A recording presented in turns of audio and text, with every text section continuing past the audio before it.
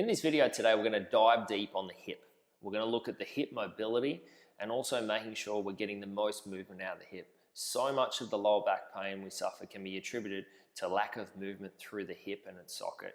So what we're going to do, Rach is going to demonstrate different exercises to make sure that we're getting that movement.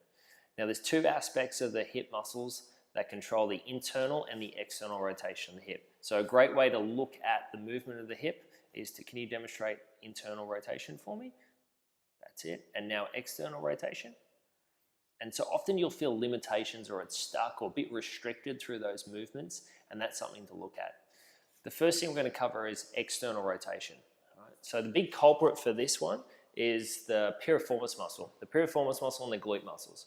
I find using a lacrosse ball or a tennis ball a great way to work this. So if you can bend the left leg, put the right leg over that, we're going to place this ball underneath into the buttock region there. And we're just going to roll onto an area that feels a little bit tender, a little bit tight, and you'll know the area when you hit it. It can be quite tender. And what Rach is going to do is just little movements backwards and forwards there. That's great.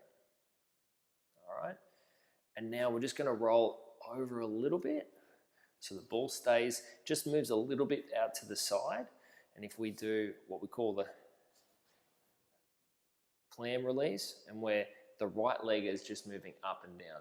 This is just a great way for that muscle to roll over that ball and just gradually release the area. I want to do about 10 of these. And then we want to roll over a little bit more to the side. And Rachel's, the core is strong. She's supporting herself with her elbow, relaxing the right leg and just bending the right knee up and down. And again, doing about 10 of these. It's a great way to just let that ball sink right in those muscles. And when Rachel's doing it, she's not tensing her body, she's letting it relax over that ball. And then the fourth one is Rachel's coming down a little bit lower, coming down onto a side a little bit more, and slowly keeping the right leg straight is slowly raising it into the air. And again, this sinks right into another area of those muscles to release those. So these four exercises focus on the external rotators of the hip. Right, Rach, now we're going to look at the internal rotators. So do you want to demonstrate that for me, the first stretch? So we want to be just sitting down. Now Rachel's hands are wrapped around her ankles or her feet, placing her elbows on the inside of the knee, and she's trying to push the knee down onto the floor. And you'll feel this works the adductor muscles on the inside of the groin area there. And you just want to hold that for about 30 seconds. All right, so this is a static stretch for that. Now we're going to look at how to work an active stretch for that. Do an active stretch for that. All right, and now this is a little bit more advanced, requires a little bit more stability, really tough, but so effective if you get it right. And so what Rach is doing is she's turning the toes out, back in, and then swapping feet.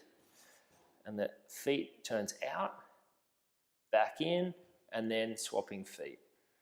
And I want you to work on just doing 10 on each side. That's it. Great work, Rach. Yep. And now we're going to do squat. Again, the squat's one of my favorite exercises. It works so well for the hip. Do you want to do it from the side for me?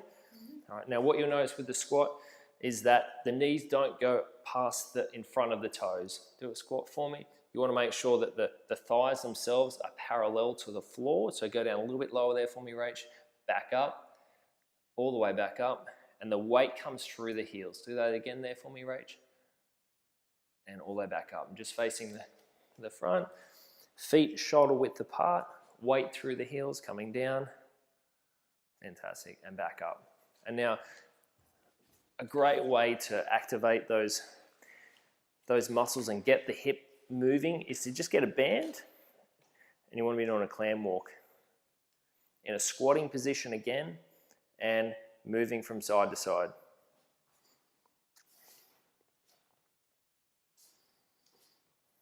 Great. Fantastic. Thanks, Rach. So these are some advanced stretches and mobility exercises to make sure we're getting that hip joint moving as best we can. If you have any questions at all, please let one of us know. We'd love to help you out with that and to make sure that you get the best results.